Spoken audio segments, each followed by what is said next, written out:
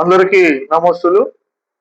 ఈరోజు మనం వేసవి సెలవుల్లో భాగంగా 42వ రోజు, 42వ పద్యం, జూన్ నెల 4వ తారీఖు. ఈరోజు అకారాది క్రమంలో బాతో మొదలయ్యేటటువంటి పద్యాన్ని నేర్చుకున్నాం.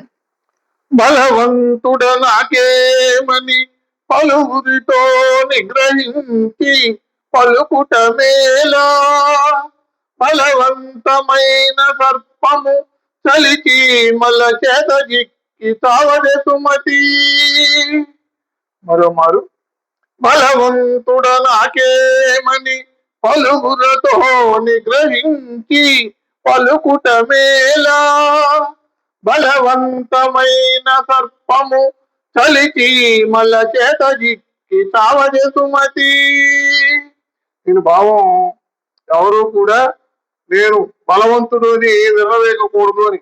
ఎందుకంటే నువ్వు బలవంతుడు నాకేమని చెప్పి నువ్వు ఎక్కువ మందితో విర్రవీగావనుకో, బలహీనుల చేత కూడా నువ్వు దెబ్బతినేటటువంటి పరిస్థితి వస్తుంది.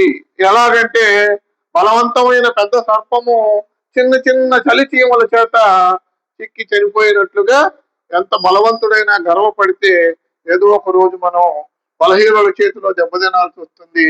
కాబట్టి గర్వం చెందకూడదు అనేటటువంటిది సుమతి శతకారుడు చెప్తున్నాడు. నేను చెబుతాను, మీరు అనుసరించండి. బలవంతుడ నాకేమని పలువురితో నిగ్రహించి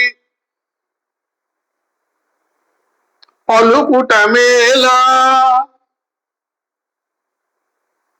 బలవంతమైన సర్పము చలిచి మల్ల చేత జిక్కి సావదే సుమతి.